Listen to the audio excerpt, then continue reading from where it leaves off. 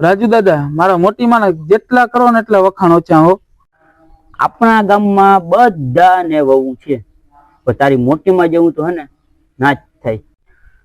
હું હે ને જુવાનીમાં રાતે ગમે એટલા વાગે આવું ને, કોઈ દિવસ તારી મોટીમાં એ આપના મને ઊંચો અવાજ નથી કર્યો.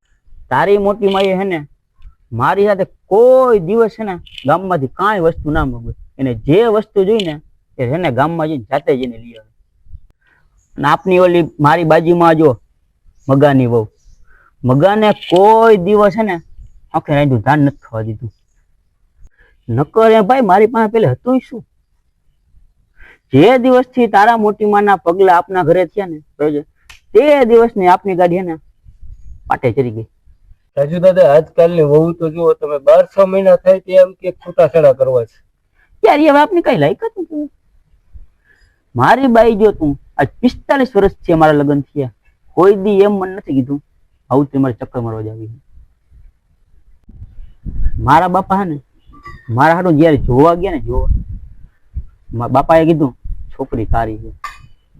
મેં કીધું નહીં બાપા, છોકરી કારી નથી, એ આપણા ઘરની લક્ષ્મી છે, લક્ષ્મી. મેં કીધું આપને હે ને હાલ નોખા થઈ જાય.